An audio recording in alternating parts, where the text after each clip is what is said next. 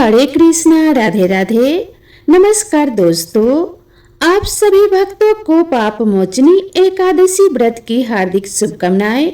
इस एकादशी की कथा को सुनने से मनुष्यों को सौभाग्य की प्राप्ति होती है एवं पूर्वजों को मोक्ष की प्राप्ति होती है। तो आज मैं आप सभी को सुना रही हूँ पाप मोचनी एकादशी की बड़ी ही दुर्लभ कथा। इन कथाओं को सुनने से मनुष्यों के सभी पाप और संकट कट जाते हैं तथा समस्त मनोकामनाओं की पूर्ति होती है।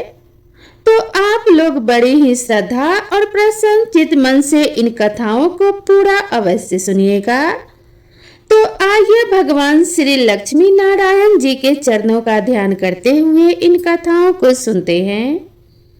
एक बार अर्जुन ने भगवान श्री कृष्ण जी से कहा कि हे मधुसूदन, मैं जैसे जैसे एकादशियों के व्रतों की कथाएं सुन रहा हूँ, वैसे वैसे अन्य एकादशियों की व्रत की कथाओं को सुनने की मेरी जिज्ञासा बढ़ती ही जा रही है। हे मधुसूदन, अब कृपा करके आप चैत्र माह के कृष्ण पक्ष की एकादशी के विषय में मुझे बताइए। इस एकादशी का नाम क्या है और इसमें कौन से देवता का पूजन किया जाता है तथा इसकी व्रत कथा क्या है। तब भगवान श्री कृष्ण जी ने कहा कि हे अर्जुन, एक बार यही प्रश्न पृथ्वीपति मंधाता ने लोमस ऋषि से किया था। जो कुछ लोमस ऋषि ने राजा मंधाता को बताया था वही वृतांत मैं तुमसे कह रहा हूँ। राजा मंधाता ने धर्म के गहरे रहस्यों के ज्ञाता महर्षि लोमस से पूछा कि हे मुनिश्रेष्ठ, मनुष्यों के पापों का मोचन किस प्रकार संभव है। कृपया करके कोई ऐसा सरल उपाय बताएं जिससे सहज ही पापों से छुटकारा मिल जाए। महर्षि लोमस ने कहा कि हे राजन, चैत्र मास के कृष्ण पक्ष की एकादशी का नाम पाप मोचनी एकादशी है। मैं तुम्हें इस व्रत की कथा सुनाता हूँ, ध्यान पूर्वक श्रवण करो। प्राचीन समय में चैत्र रथ नामक एक वन था। उसमें अप्सराएं किन्नरों के साथ विहार किया करती थी। वहां सदैव वसंत का मौसम रहता था, अर्थात उस स्थान पर सदैव नाना प्रकार के पुष्प खिले रहते थे। कभी गंधर्व कन्याएं विहार किया करती थी तो कभी स्वयं देवेंद्र अन्य देवताओं के साथ क्रीड़ा किया करते थे। उसी वन में मेधावी नाम के एक ऋषि भी तपस्या में लीन रहते थे। वह भगवान शिव के अनन्य भक्त थे। एक दिन मंजू घोषा नामक एक अप्सरा ने उनको मोहित कर उनकी निकटता का लाभ उठाने की चेष्टा की। इसलिए वह कुछ दूरी पर बैठ गई और वीणा बजाकर मधुर स्वर में गाने लगी। उसी समय शिव भक्त महर्षि मेधावी को कामदेव भी जीतने का प्रयास करने लगे। कामदेव ने उस सुंदर अप्सरा के भ्रू का धनुष बनाया, कटाक्ष को उसकी प्रत्यंचा बनाई और उसके नेत्रों को मंजू घोषा अप्सरा का सेनापति बनाया। इस तरह कामदेव अपने शत्रु पर विजय प्राप्त करने हेतु तैयार थे। उस समय महर्षि मेधावी भी युवा अवस्था में थे और काफी हष्ट-पुष्ट थे। उन्होंने यज्ञोपवीत तथा दंड धारण कर रखा था। महर्षि स्वयं दूसरे कामदेव के समान प्रतीत हो रहे थे। उस मुनि को देखकर कामदेव के वश में हुई मंजू घोषा ने धीरे धीरे मधुर वाणी में वीणा पर गायन आरंभ किया। तो महर्षि मेधावी भी मंजू घोषा के मधुर गायन पर तथा उसके सौंदर्य पर मोहित हो गए। वह अप्सरा मेधावी मुनि को कामदेव से पीड़ित जानकर उनसे आलिंगन करने लगी।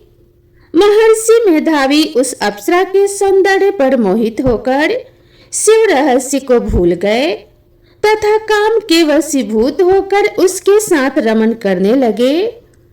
काम के वशीभूत होने के कारण मुनि को उस समय दिन रात का कुछ भी ज्ञान नहीं रहा तथा अत्यंत दीर्घ काल तक वे दोनों रमन करते रहे। तदुपरांत मंजू घोषा उस मुनि से बोली कि हे ऋषिवर, अब मुझे बहुत समय हो गया है, अतः स्वर्ग जाने की आज्ञा दीजिए। अप्सरा की बात सुनकर ऋषि ने कहा कि हे मोहिनी, संध्या को तो आई हो, थोड़ा समय ठहरो, प्रातः होने पर चली जाना। ऋषि के ऐसे वचनों को सुनकर अप्सरा उनके साथ रमन करने लगी। इसी प्रकार दोनों ने साथ साथ बहुत लंबा समय व्यतीत किया। मंजू घोषा ने एक दिन ऋषि से कहा कि हे ऋषिवर, अब आप मुझे स्वर्ग जाने की आज्ञा दे दीजिए। मुनि ने पुनः वही कहा कि हे रूपसी, अभी अधिक समय व्यतीत नहीं हुआ है, कुछ समय और ठहर जाओ। मुनि की बात सुन अप्सरा ने कहा कि हे ऋषिवर, आपकी रात्रि तो बहुत लंबी है, आप स्वयं ही विचार कीजिए कि मुझे आपके पास आए हुए कितना समय व्यतीत हो गया है। अब और अधिक समय तक ठहरना क्या उचित है? अप्सरा की बात सुनने के बाद मुनि को समय का बोध हुआ और वह गंभीरता पूर्वक विचार करने लगे। जब उन्हें समय का ज्ञान हुआ कि उन्हें रमन करते हुए 57 वर्ष व्यतीत हो चुके हैं, तो उस अप्सरा को वह काल का रूप समझने लगे। इतना अधिक समय भोग विलास में व्यर्थ चले जाने पर उन्हें बड़ा क्रोध आया। अब वह भयंकर क्रोध में जलते हुए उनके तप को नाश करने वाली अप्सरा की तरफ भ्रिकुटी तान कर देखने लगे। क्रोध से उनके रोम रोम कंपित होने लगे तथा इंद्रियां अनियंत्रित होने लगी। क्रोध से थरथराए स्वर में मुनि ने उस अप्सरा से कहा, तूने मेरे तप को नष्ट किया है। मेरे तप को नष्ट करने वाली दुष्टा तू महान पापन है और बहुत ही दुराचारी है। तुझ पर तो धिक्कार है।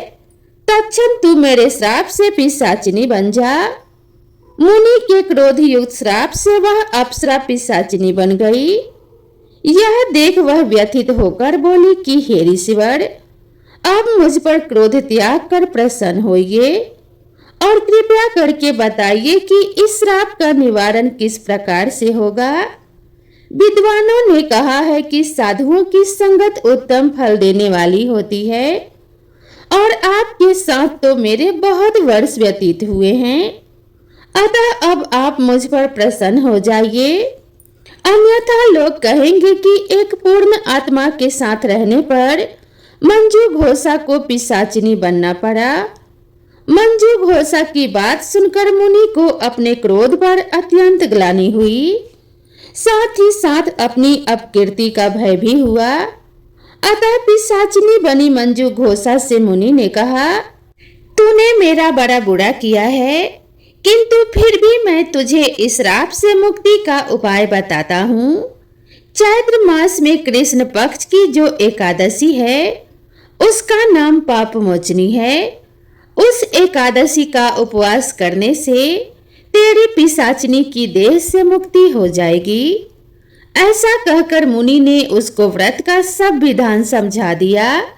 तद उपरांत अपने पापों का प्रायश्चित करने हेतु वह अपने पिता चव्यान ऋषि के पास गए। चव्यान ऋषि ने अपने पुत्र मेधावी को देखकर कहा कि हे पुत्र, ऐसा क्या किया है तूने कि तेरे सभी तप नष्ट हो गए हैं, जिससे तुम्हारा समस्त तेज मलिन हो गया है। मेधावी मुनि ने लज्जा से अपना सिर झुकाकर कहा कि हे पिताश्री, मैंने एक अप्सरा से रमन करके बहुत बड़ा पाप किया है। इसी पाप के कारण संभवतः मेरा सारा तेज और मेरे तप नष्ट हो गए हैं। कृपया करके आप इस पाप से छूटने का उपाय बताइए। ऋषि ने कहा कि हे पुत्र, तुम चैत्र माह के कृष्ण पक्ष की पाप मोचनी एकादशी का विधि तथा भक्ति पूर्वक उपवास करो, इससे तुम्हारे सभी पाप नष्ट हो जाएंगे। अपने पिता चव्यान ऋषि के वचनों को सुनकर मेधावी मुनि ने पाप मोचनी एकादशी का विधि पूर्वक व्रत किया। उसके प्रभाव से उनके सभी पाप नष्ट हो गए। मंजू घोषा अप्सरा भी पाप मोचनी एकादशी का उपवास करने से पिशाचिनी की देह से छूट गई और पुनः अपना सुंदर रूप धारण करके स्वर्ग लोक को चली गई। लोमस मुनि ने कहा कि हे राजन, इस पाप मोचनी एकादशी के प्रभाव से समस्त पाप नष्ट हो जाते हैं। इस एकादशी की कथा के श्रवण व पठन से 1 सहस्र यानी कि 1000 गौदान करने का फल प्राप्त होता है। इस उपवास को करने से ब्रह्म हत्या, स्वर्ण की चोरी, मधुपान तथा गौ हत्या करना आदि भयंकर पाप भी नष्ट हो जाते हैं तथा अंत में स्वर्ग लोक की प्राप्ति होती है। तो प्रेम से बोलिए श्री लक्ष्मी नारायण भगवान जी की जय।